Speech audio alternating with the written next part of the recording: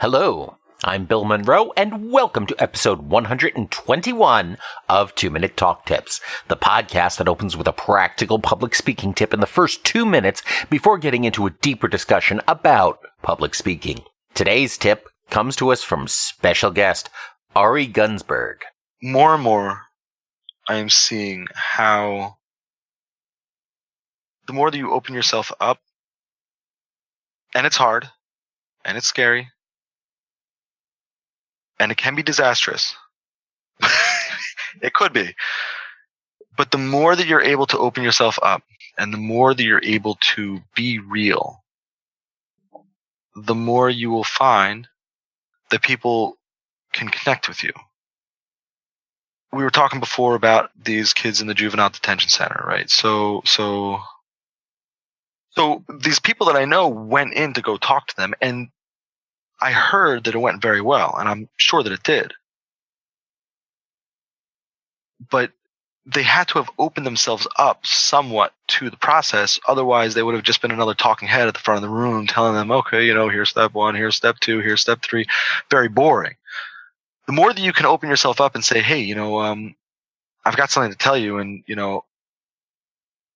it's this open, raw wound inside of me, but I'm just going to share it with you guys all right now. The more you're able to connect with people, the more they're able to see you as human, the more they're able to connect with you. And I just got off the phone with another speaker before we started this interview, and I was going to talk about being real, being honest, but she used those words, be vulnerable, and I just loved them so much that I brought it over to here. The more that you're able to essentially expose yourself, the more it becomes a connection between you and the audience, as opposed to I'm up here talking to them out there. It becomes more of a meeting of the minds, because now it's not just I'm up here, you're all down there. Now it's we're all in this together. And I've got something that I have to get off my chest and tell you guys about. Stick around, and after the break, we'll hear more from Ari Gunzburg.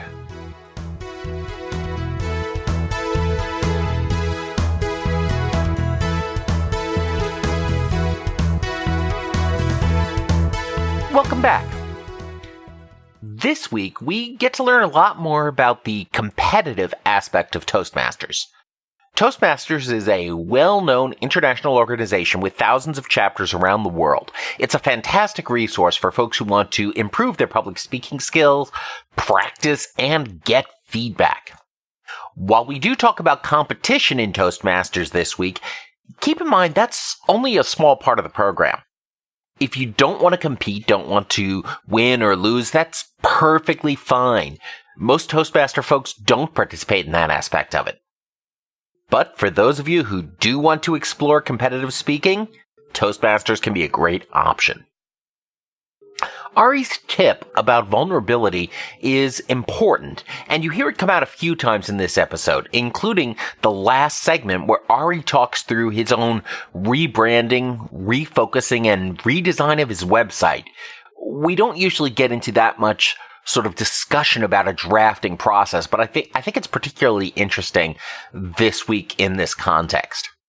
Anyway, Ari's new website is now live, and if you'd like to see how it changed, you can check out the old version in the Internet Wayback Machine. I linked to that page in the show notes and at 2minutetalktips.com/AriGuns. After more than a decade working in marketing, branding, graphic design, and websites, Ari realized that his experiences can help others. That his mistakes don't have to be lived over and over again if he can just tell his story and help people understand. So now, let's meet Ari Gunzburg. So Ari, thank you so much for joining me on 2-Minute Talk Tips this week. I'm really interested in talking with you for a couple of reasons. First, you've got such an interesting background and collection of stuff that you're interested in, which is awesome. And you've also, we just talked about, your background and expertise in Toastmasters. So I'm excited to dive into that as well. But let's go back to the beginning first. And what was your earliest memory of speaking to an audience? Earliest memory of speaking to an audience. So in my culture, I'm Jewish, religious, Orthodox. At the age of 13, many people know, we become bar mitzvah, which means essentially that we just the commandments apply. The commandments like fully apply to a person when they become that age. You're expected to be more responsible for adhering to the rules than as a child. Yes. In our nomenclature, we become a man. You know, Sure. Obviously in U.S. law, nobody becomes an adult until 18, but within Jewish law, somebody becomes a responsible adult at 13. Sure. So doesn't mean they're responsible. Doesn't mean you're responsible when you turn 18 either. Right, exactly. But, you know, the idea is that at 13 years old, if a kid walks over to somebody's skateboard and stomps in the middle of it and cracks it, they would have to pay for it. You know, that's the type of idea. So at these ceremonies, very often the kid gets up and speaks. And so that I did get up and speak. If you ask me what I spoke about, I have no idea. I do remember that, you know, part of that ritual is, and again, it's not like a required ritual, right? Like you become a man whether you get up and speak or not, right? You become a man whether you get up and you read from the Torah scroll, the Bible scroll or not. But, you know, a lot of people, you know, equate doing those things with becoming a man. So anyways, that's the first time I spoke, but the first time that I entertained speaking professionally, and that is in 2016, a few days before my third daughter was born, I went and spoke to a room full of juvenile delinquents who were incarcerated at the time. A friend of mine works down at the jail, or she used to work there, doing social work type stuff.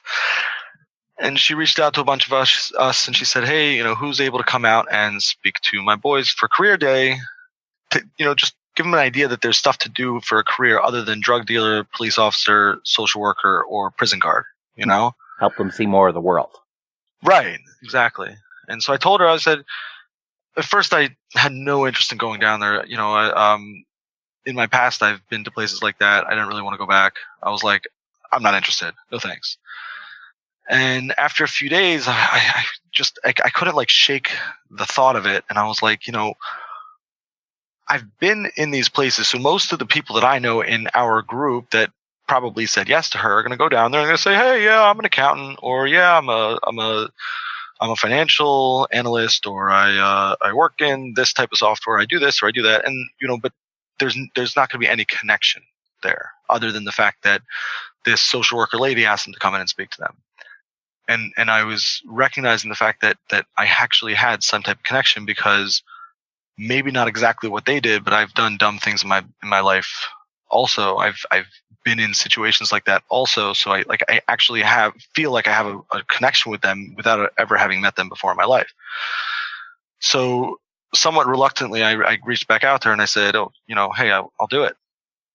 She got back to me pretty quickly and said, you know, we're all full. No thanks. I was like, oh. I wasn't sure if I should be relieved or not, but right. Basically within a day or so, she had a cancellation. So she put me onto the schedule. I went down and spoke to them, and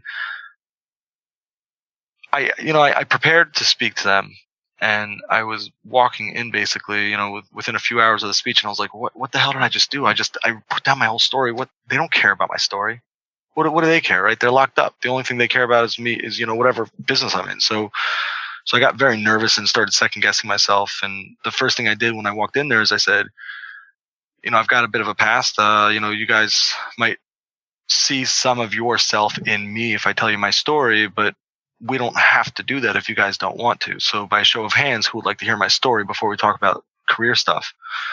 And almost the entire room put their hand up. And I was, you know, I guess you could say honored or floored by it, because I just, you know, what do they care? And I told them some of my story, and they were fascinated, and we jumped into the marketing stuff, the career stuff, and they loved it, and they came up with some really cool ideas. And ever since then I've been like, yeah, I should do that more. You know what I mean? You know, that's awesome. And there's a lot of really interesting things happening in that. And that's that, well, I think first of all, what really connects with folks is stories, and is that story. And even if you go back to the very beginning, your very first experience. In reading from the Torah, the Bible is filled with stories as a way of conveying information and conveying lessons. And now the most effective speakers are the ones who will tell a story, and not just a story, but their story with an authenticity that an audience can connect with. Right. Yeah, story-based speeches I find are some of the most powerful ones. The difficulty with the story-based speeches is what I have found is there's some speakers that I listen to a lot of their speeches. I try and find like another speech of theirs that they gave and listen to it. And so sometimes you'll end up hearing the same story over and over again, which is hard to some degree because you already know what's going to happen. But it's also interesting because I've found that, in one speech they left out certain details, and then in another speech they added them, and I was like, oh, and you make that extra connection. You're like, oh man, I'm trying to remember if that actually happened. Like there's a speech by Les Brown where he talks a lot about these two guys, and one of them goes on to become successful, and essentially the other one commits suicide. But in the first time that I heard the story, I just heard him focus on the guy who did everything right to become successful. And he didn't mention the guy who committed suicide. So later on, I was listening to another one, and he told the story again, and it was kind of like in my head, I was like, oh, I'm hearing the same story again. Okay, great. But then he's like, do you know what happened to the other guy? I'm like, oh, no, I don't know what happened to the other guy. What happened? Uh-huh. And unfortunately, the guy committed suicide, so that wasn't a happy ending. But Sure. it made the contrast between the two people so much the greater. Right.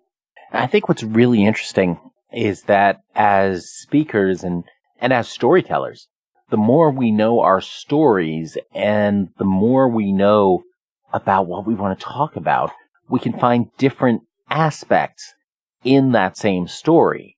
So it's not that we're just cheating and repeating old material. We're figuring out new ways of sharing this experience and sharing this message with an audience by telling the same story, delivering the same facts, but in a slightly different way that it applies to a new point and continue to have that impact while still being true to yourself.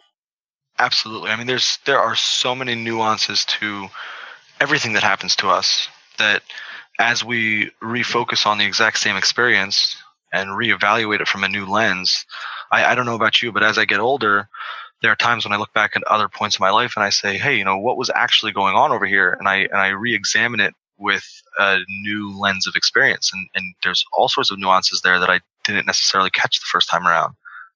Exactly. And lots of subtle things to what was happening in the organization, what other people were feeling, and, to those, head slapping moments where you go, oh, she was flirting with me in college. Yeah. But you can't see, you just can't see it at the moment. So, there's a lot of value in keeping track of those things and those experiences and revisiting them in the future. So, what are you typically doing in the 5 minutes or so before you take a stage? I'm going to answer this question in the framework of the speeches that I get most nervous about, because I feel like that's probably the most applicable. Sure. I've seen people say before that, if you're ever not getting nervous before a speech, you should be worried because you're getting too complacent. So it's not that I don't get nervous. It's that there are certain times when I'm much more nervous than others. On my way down to that speech at the juvenile detention center where I was terrified and hadn't been doing this previously and had no idea what I was getting myself into. I had no idea if I was going to totally flop it or not. But I did have starting with one of the toughest crowds there is. Yeah, but I mean, I had note cards, so it's not like I was trying to go in there and deliver a speech that was memorized or anything. I had no problem reading off my note cards. On my way down there, I mean, I'm typically not necessarily eating. I'll try and eat something because I know I need to keep up nutrition. That's from my long distance sports background. I know that if I don't eat, I'm going to be falling apart. So I eat something, but I don't have an appetite or anything. And for that particular speech on my way down, I turned on motivational speeches and just blasted them in my car on my way down. Other times, maybe I'll be reviewing the speech if it's a memorized speech, or just running through my note cards before I walk in the door. One thing that I like to do a lot in preparation is take walks and practice my speech while I'm taking walks in the forest. That's something that I find to be, other than the fact that people might look at you like you're a little bit crazy because you're talking to yourself. And the advent of Bluetooth headphones has made that much less of a problem. Yeah, but I don't wear the Bluetooth headphones. I just don't care. Like, you know, if somebody were to sit there and say something to me, I would probably tell them exactly why. When I was younger, I used to work in one of the hardware stores as a vendor. You know, like I would just go around and take care of the different companies that were paying my company to make sure that their stuff looked good.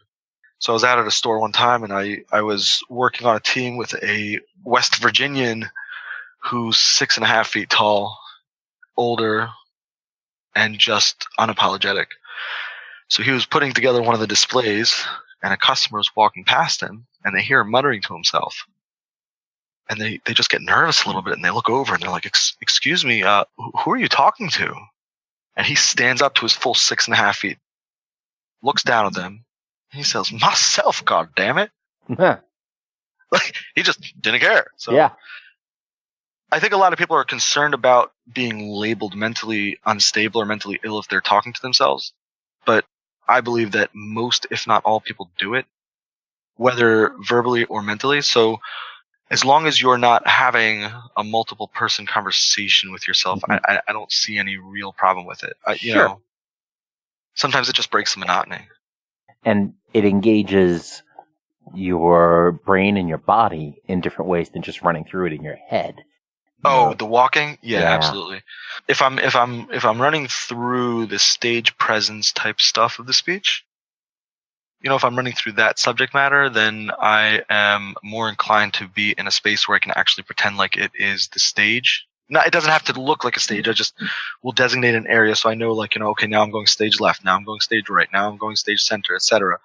But when I'm just running through the words, I mean, I'll just take the cars out and just go for a walk, because also, like, everybody's busy nowadays, like extremely busy. So sometimes it's hard to get out and exercise, or hard to get out and walk in the woods, or hard to get out and just be by yourself for a minute. So when you need to do that preparation, you can do that preparation sitting at your table. You can do it standing up in your dining room, or you can do it while you're walking around. I mean, I'm not talking about any technical hiking or anything, you know, like it's a paved path. You know, I don't know if it makes sense to do something that you're trying to engage your brain so heavily on a technical trail that you need to be paying attention to. But like on a paved path, I mean, you know, many people have absolutely no problem walking on a paved path without necessarily looking where they're going. I mean, just think about for a moment all the people who do, you know, don't text and walk at the same time, you know? Right. It's become a thing. And I'm paying much more attention to the people who are texting and walking. You know? Right. Because I'm actually watching where I'm going mostly. Exactly. And you're actively engaged with your material too, in a way that often we aren't really on our phones. Right. So, I mean, you're talking about going out and doing this walking and doing these trails. You have a background in wilderness training. And really, how has that informed your talks and your workshops? How does that make its way into the rest of your speaking? I love being out in the middle of nowhere. I really do. It's incredibly hard for me to get out there, though. Just, I have little kids at home, a family, you know, every single time I leave, it's hard for them. So, but I really love being out there. And that's one thing that I'm constantly trying to build. But I do have a side business where I try and organize wilderness trips for people. You know, I'm just trying to get out on a few trips a year, because that anytime I can go out is just, I love it so much. I'm working right now on building up more workshops that are focused on that wilderness type thing, because a lot of people would go out into nature and enjoy it, but something just stops them from doing it. Do you know what I mean? Mm-hmm. Like, for me, for a long time, I would have gone out there and gone backpacking, gone hiking, gone camping, done all this stuff. But, you know, I just, you know, it takes a lot of planning, it takes a lot of time, it takes money, it takes, you know, you need to have gear, you need to have the people to go with, you need to, you know, there's all these obstacles in the way. So I would just be like, okay, whatever, I'm not going to do it. So if somebody had invited me, maybe I would have gone, but nobody did invite me, so I never went. You'll do it next weekend, and then next weekend. Right, exactly. And so that's one of the things that I noticed. And so now I'm no longer waiting to be reactive to somebody else, to hoping maybe somebody will sit there and say, hey, come, trying to be a little bit more proactive with it. But, I also realized that there's this, there's this whole culture of outdoors that so many people would be very comfortable in and love, that they're not taking advantage of. So I'm working on building some workshops and some keynotes on helping people to reopen that side of themselves, because again, we're all very busy, but we don't have to be, right? We have tools all around us to help take some of the workload off. And if we put our foot down and say, no, I'm not going to do this, or I'm not going to do that. And a big example would be, let's say social media on the phone, or accepting email on the phone, or whatever it is. They can take back some control over their life. And so I have a workshop that I'm building to bring people from an office setting out into nature to work on some different things, helping them get back to the basics, get back to themselves, help them to reopen the chapter of gratitude into their life, help them to develop some healthier self-talk, and to do it all in a nature setting, because a lot of people just don't have the opportunity. I would go for a walk in the woods, but I just never do. That's one of the workshops that I'm working on. And then I have another keynote where I talk about how it's literally never a mistake to go outside. I don't care what happens out there. If you understood what the risks were and you prepared yourself for it and mitigated those risks, it's going to be fun almost no matter what. I mean, I'm not talking about the outliers, like, where these catastrophic things happen. Sure. One of my instructor for my wilderness first responder course, he has a saying where he says, there's no such thing as bad weather. There's only bad equipment. And the point of that is, don't expect your stuff that you bought at Walmart to keep you warm on the top of a 20,000 foot mountain. It's just not the right gear for that type of situation. But if you're just going hiking out in the let's say around here in Cuyahoga County where I live, around Cleveland, your Walmart gear, as long as you buy the right stuff, you don't buy cotton, it will probably keep you nice and toasty. As long as you layer it up properly, you know how to use it. A lot of people are like, oh, it's raining outside, I don't want to go outside. And it's like, well, if you dress properly, you won't be cold.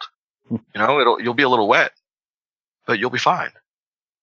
Right. And there's really never an excuse to say, hey, I don't want to go for that walk right now. It could be snowing, it could be rainy, but if you have the right gear, if you have the right stuff. What I joke about during that speech is I tell people, don't go out in a t-shirt when it's negative 10 degrees outside and say, hey, Ari Gunzburg told me it's never a mistake to go outside. I don't know why I got frostbite. Sure.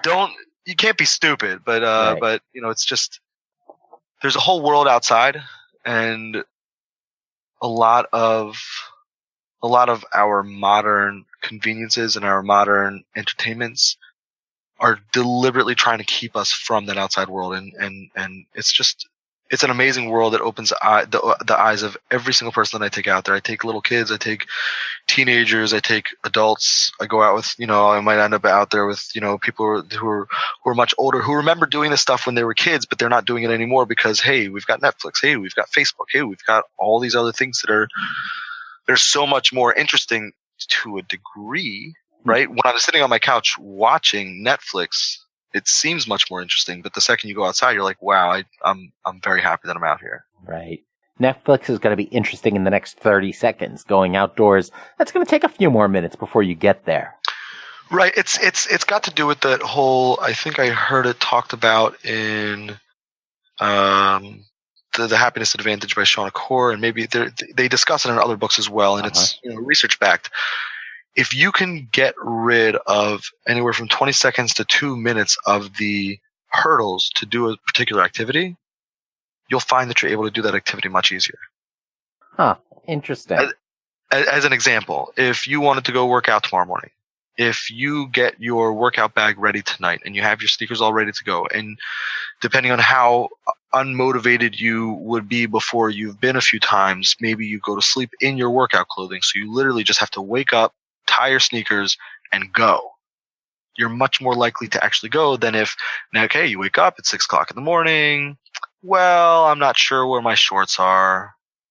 And I think my shirt's clean, but I'm not really sure where it is. And I'm going to have to go find it. And my workout bag, I used it the last time I traveled. I got to go unpack that and put all that stuff away. And I'm not sure where my sneakers are. And I got to warm up the car. So then, that 6:30, let's say you get up 6 o'clock to go to a 6:30 class. Like, it's very easy for you to sit there and tell yourself, yeah, I think I'm just going to get the extra sleep. I'm really tired. Like that self-talk will talk you out of it. But if you wake up and you're like, okay, I know where my shoes are. I just got to jump out of bed and put them on. My workout bag is ready to go, sitting by the door, and my car is ready to go. And I'm waking up and I'm going.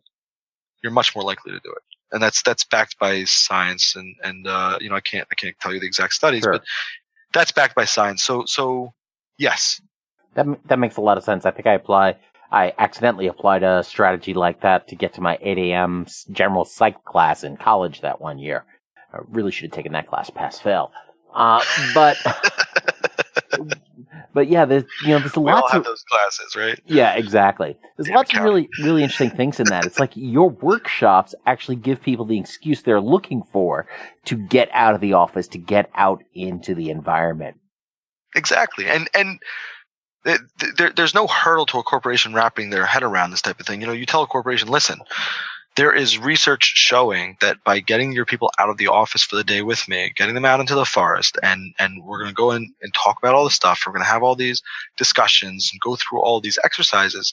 There's research back, not these specific exercises, but these general types of things, these general types of exercises, these general type of human interactions and being out in the forest. There's different research showing that every single one of those will make your people more creative, more proactive, better employees, better managers.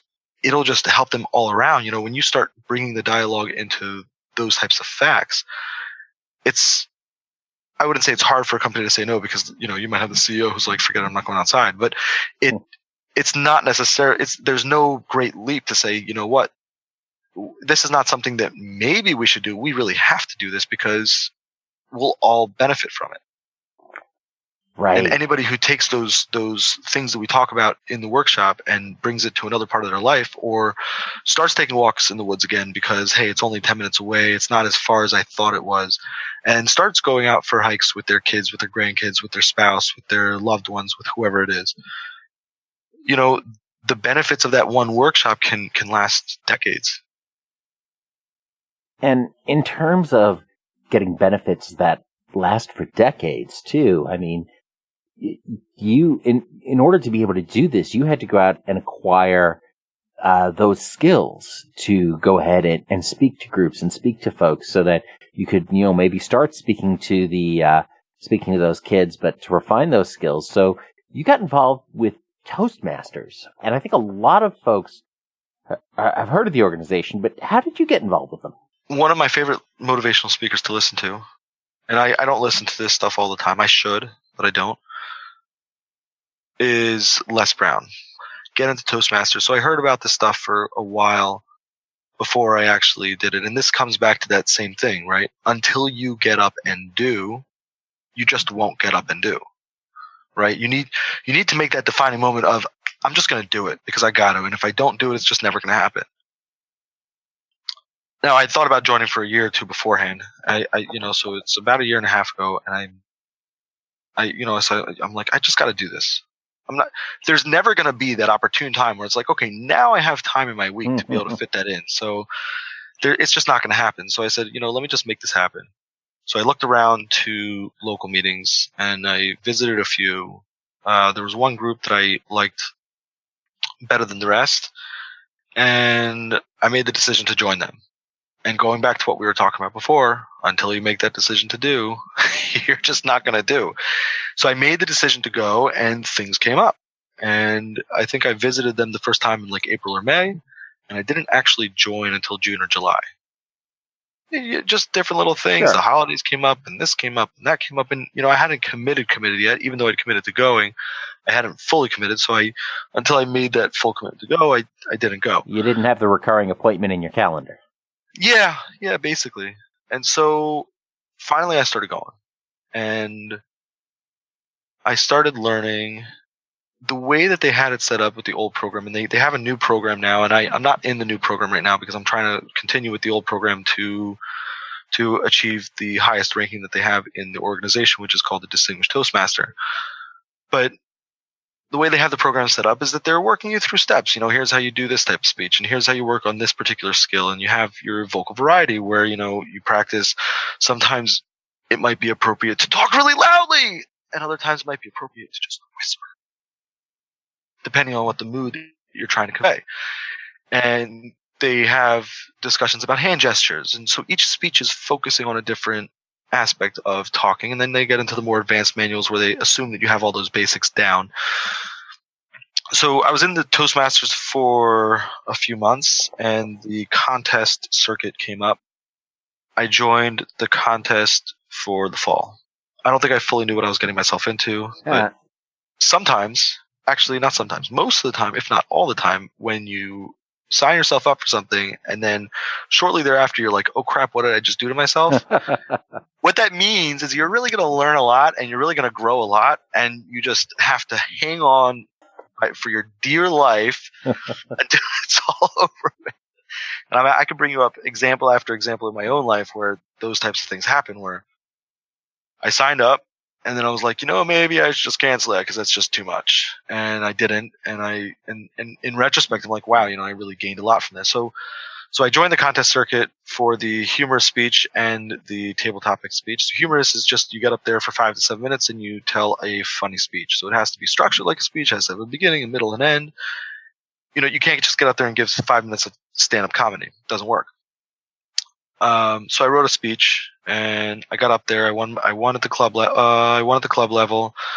I won at the area level, and then at the division level, I choked a little bit and I lost. So I was not one of the top 3 winners at the division level. For the table topic speech, I won at the club I went to the area level, and again, so like I'm a rookie speaker. Hadn't been doing this for a long time, and I'm like, whatever. Look, I'll do the best I can. And plus, my thought process was the table topic speech is before the humorous speech, so I will be nervous as all get out going into both of them. But like the table topic speech is not the event that I really cared about, so I said, look, I'll get my nerves out on the first event, so that hopefully I'm less nervous for the second event. And I walked in for the area contest, and she told me what I'm going to speak about because they don't give you any notice. You walk in the room, she tells you what you're speaking about, you walk up to the front of the room, and you have to speak. Mm-hmm. And I walk in, and she says, the topic is, I think it's you get more than you give. And I just got this huge grin on my face as I walk up to the front of the room, because literally not 2 or 3 weeks beforehand, I'd given a whole speech about this bike ride that I do for an organization that is focused on helping sick children. So I ride a 180-mile bike ride to raise money for kids with cancer and other long-term debilitating illnesses. And I just got this huge grin on my face. I'm like, yeah, well, that's like one in the bag, because all I have to do is basically just condense the speech that I gave 2 weeks ago and talk about these kids with cancer. I should be good, mm-hmm. Which is what I did. And so I won at the area level. And so I won. I took a doubleheader. I won first place in both events. But then when I went on to division, I did not place for either event. Ooh. So then, yeah, I mean, it is what it is. It's sure. not I was a rookie. So then I started working on the next step, which is the international speech contest. So the international speech contest, they culminates in the World Championship of Public Speaking. Many people hear that and they're like, what? There's a World Championship of Public Speaking? And to that response, at this point, I would say, I think there's probably a World Championship of anything you can imagine. Many of us don't know about it, right? Right. Like, for some reason, NBC didn't bid on the broadcast rights. Yeah. Well, here in Seattle, every year or so, we hear about the world champions in latte art. What you can do drawing in the steam milk on top of at the top of a latte. That is amazing. I love that. I should tell people about that. Okay. So So I joined the International Speech Contest, which has 4 levels, and then it advances to the semifinals of the World Championship, and then it has 2 more levels. So it's a total of a 6th level of contest. I won at my club. I was the only competitor. Like I told you before, a lot of people in the clubs are like, yeah, I don't really want to do it. So that's not one thing. It's, but whatever, it allowed me to go on to the area. I took first place at the area. I took first place at the division. I got into the district, which was a much larger speech in a room. I wasn't allowed to use a mic. The mics were anyways having problems. And I was very nervous about that because people tell me often in the speeches that I go and I speak that they tell me I'm very soft spoken. So when I have a mic, the sound guy in the booth can take care of that. But when I don't have a mic, it can be a huge hurdle for me to get over.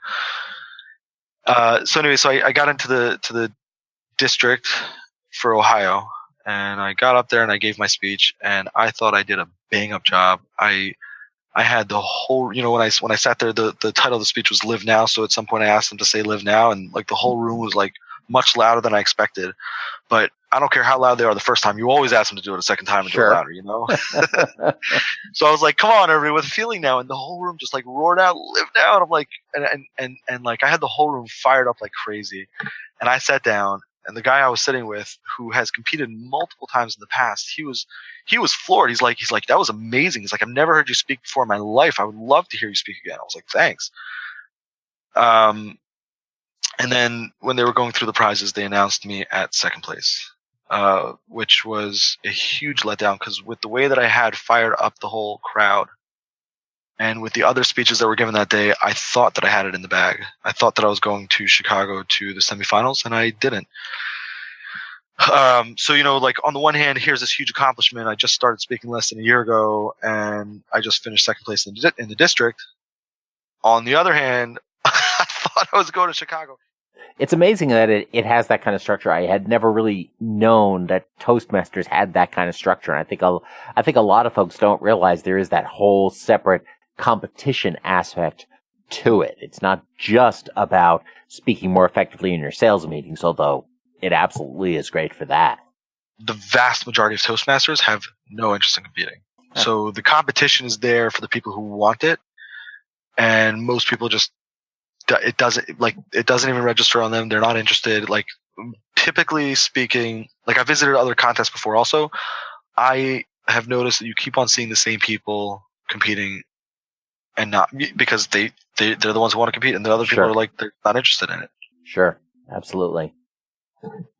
So, and that's great. And I think it's a tremendous experience from doing that. The other thing that I'm struck by is as I went through your website and I'm looking at all this other stuff that you do, everything from these workshops to marketing to helping out with brands to the motivational speaking. I mean, a lot of speakers tend to specialize, choose a niche and go deep down into that one area, but you're covering a really wide range of topics. How do you manage to do all of that effectively?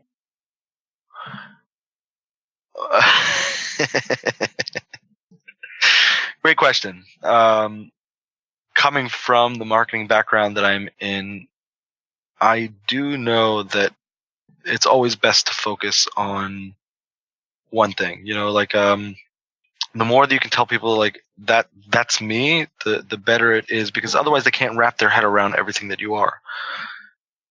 That actually happens to be one thing that I'm struggling with right now. And when I say struggling, what I mean more is I'm grappling with these concepts and trying to determine where I want to place myself and if I do want to box myself out into a particular niche or not.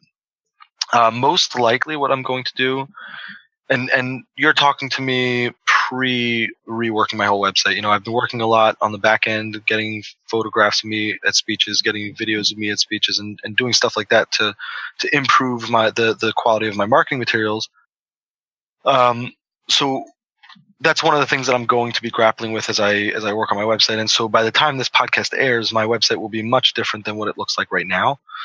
Will I limit myself to one niche? I don't know that makes a whole lot of sense, because I just have these crazy experiences in so many different areas, that I can speak about very effectively.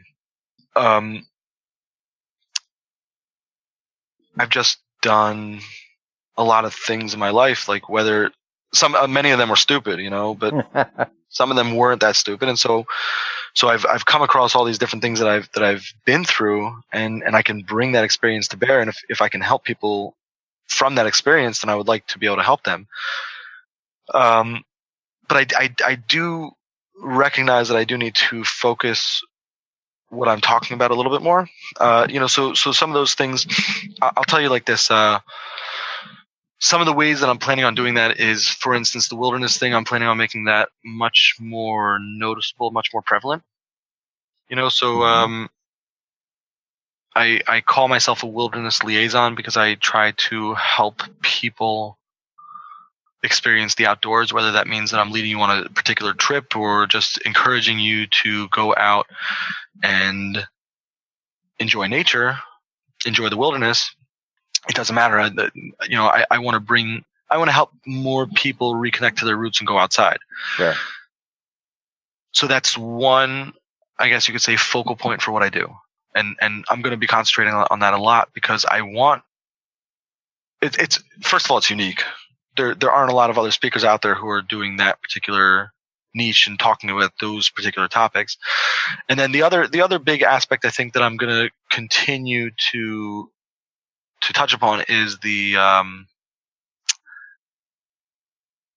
as I'm talking to, I'm realizing I need to come up with a term for it, but basically the youth information. And that's, hey, look, I've done stupid stuff. We were talking before about that juvenile detention center. I've been in places like that before, so I can talk about that. And, there's no reason that if I can't get in front of a group of kids, I can't sit there and say, hey, look, here's some stupid things that I did in my life. If you're not careful when you're out there and you're doing the things that you just might be doing anyways, meaning like the partying, the hanging out, the having fun, whatever, you may end up in those places also. But not everybody's lucky like I am, or like I was, and is able to live a normal life afterwards. Most people don't. So think before you act, and, just either don't do those stupid things or try and limit those stupid things to things that aren't going to get you into big trouble. Sure. And, it almost sounds like, that whole idea, think before you act and don't do the stupid things that are going to get you into big trouble. That applies with whether you're talking to kids and partying or going out to, the wrong people on the street. It also applies equally to going out into the woods. Think before you act. Think before you pick up that Walmart gear and then try to climb Kilimanjaro. Right. Well, it applies to the corporate world also, because, like, all we got to do is drop a couple of names, like, let's see, Bernie Madoff and Enron, stuff like that. It does apply. But the reason why I bring it up in terms of youth is because the youth are the ones who are most likely to be out partying. Right. And they're also the ones who are most likely to not actually be thinking before they act. Sure. And I know that from experience, and I'm sure everybody does. Or I guess not everybody. But and like, my goal is not necessarily to sit there and say, okay, you should just be a kid of the 50s who says, okay, Pop, and thanks a lot, and goes and gets the fountain soda, and that's the worst thing you ever do. I'm not advocating people do stupid things, but you want to be a teenager, fine, but just be cognizant of what you're doing and what the potential repercussions are, and limit that. I guess an example would be, if you stay out 10 minutes past curfew, there are few, if any, repercussions for that. Okay, parents will ground you, whatever, which is a normal process. But if you stay out past curfew because you are breaking into a house to throw a party there, the potential repercussions there, if you're 17, is that they might catch you breaking into a house, lock you up as an adult, and you might spend 20 years in jail. Right. Do you know what I'm saying? Like, I don't know that teetotaling would ever work. Mm-hmm. But, just think about what you're doing and like what the potential repercussions are, and try and keep yourself out of those situations. Les Brown has a good story about it also. Like he had a friend. These kids were like trying to cajole him into being like the driver for a robbery. He's like, no way, I'm not going. And his friend went because they're like, what are you, chicken? He's like, I don't care. And so his friend ended up going because even though we told him, he's like, who cares if they're calling you chicken? Don't go. They called him chicken enough times. He jumped into the car and he drove for them. I'm not chicken. He got shot in the head. He's dead. Like that's it. End of story. Like he might sit there and have thought like, well, what's the worst that's gonna happen? I'll get a slap on the wrist and get out in a year. But no, like he's dead. He's gone. He's never coming back. So it's, limiting those repercussions. And then, I have another one. So for the youth stuff, I have another one on drugs and stuff that I like to talk to people about. And so there's that type of good stuff that I want to be able to hopefully make a difference in the world.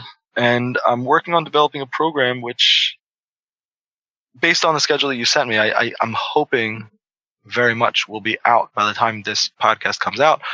So do check out my website to see if it's up and out. But I'm working on a program and this is another one also, so I'm doing all this back end work where I haven't fully come up with the proper terms to use when I'm speaking about it, but I'm trying to figure out a way to put it succinctly. I am working on developing a program to help people help themselves be the best that they can be. Okay. Increased happiness, better interpersonal relationships, more successful, more goal oriented, and not just goal oriented, but goal achieving. It's so I'm working on developing a program, and at the same time as I'm working on developing that program, and there's stuff that comes before I get up to that stuff. So I don't know that I'll be done by the time this comes out. But the idea, I want to develop the program, and at the same time put together a book that explains the thought process. I'm not sure exactly how technical the book is going to be, or if it's going to be in story form. It most likely will be in story form to help people wrap their heads around some of these concepts, the reasons why we're doing them, and how they'll help us in our life. And the idea of this is that I'm hoping to be able to launch it in a grassroots way so that it'll really take off and build up and grow to the point where it's able to help people all over the world. And I know in my own life that the more that I'm able to be goal-oriented, goal-achieving, happier, and more successful, and bring all of this stuff into my own life, the more I'm able to achieve, and the more I'm able to feel good about myself, and then the more it has a trickle effect on everything that you do. Your level of creativity, your level of thought, your speed of thinking, your health, everything.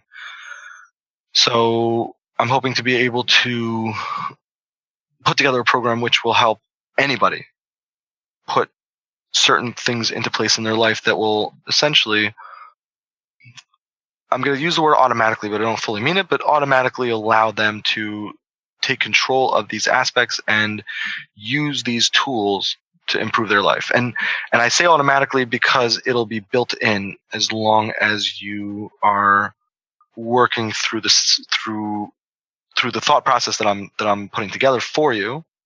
And that sounded bad. That sounded almost like brainwashing. But like, as long as you're working through the process that I'm developing, it should happen to a degree automatically. Now, that doesn't mean automatically because you don't get nothing for free. You have to put in the work. You have to make the decisions. Like, what is my goal going to be? What are my miniature goals going to be to get there? Am I going to decide that I'm going to achieve this goal, or am I not going to achieve this goal? Because, as Rush said, if you choose not to decide, you still have made a choice. So you can choose to achieve that goal. You can choose to not achieve that goal, or you can sit by idly and wait for that decision to be made for you, and you will not achieve that goal. So I say automatically because as long as you follow all of the steps and the procedures, et cetera, that I will develop, it should happen to a degree automatically, but you don't get nothing for free. Sorry. I can't push a button and make you a millionaire. Right. or push a button and make you a success in other parts of your life, or whatever you're looking to do to achieve your goals. I can't do that, but I can give you the steps. Mm-hmm. You can help people establish a system and a process for accomplishing what it is they need to accomplish.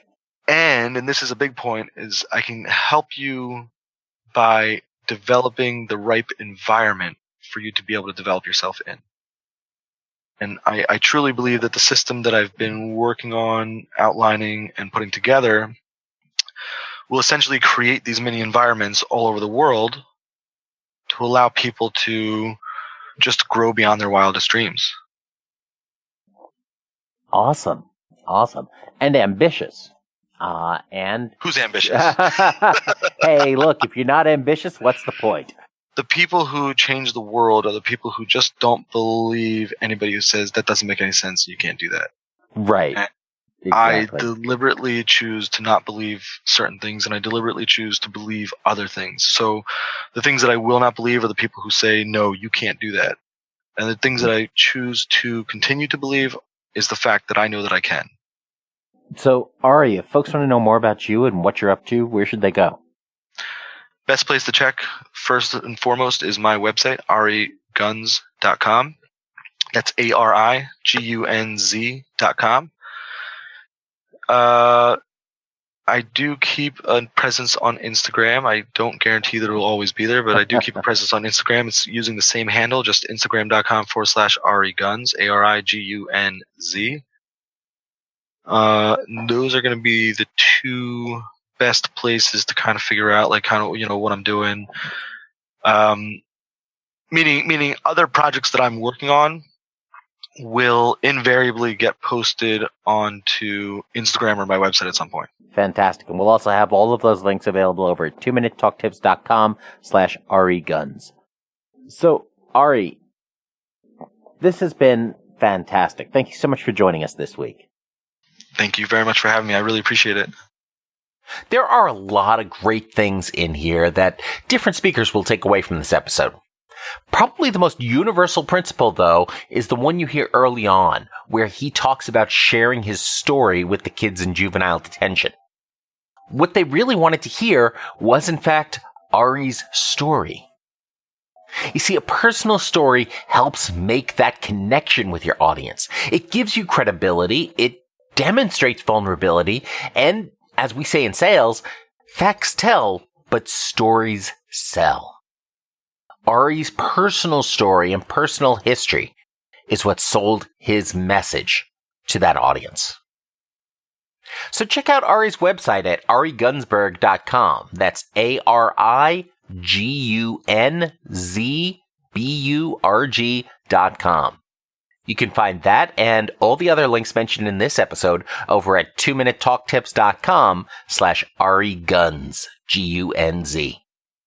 If you want to try your hand, or mouth really, at competitive speaking, or just want more experience while you improve your speaking, check out your local Toastmasters chapter. You can find a local chapter by just visiting the Toastmasters website. Be sure to subscribe to 2 Minute Talk Tips for free in your favorite podcast app so you never miss an episode. And of course, as always, don't get best, get better.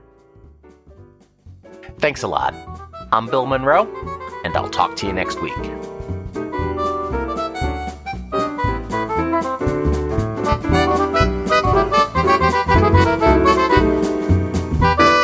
Two-Minute Talk Tips is a proud production of the Currently Speaking Podcast Network.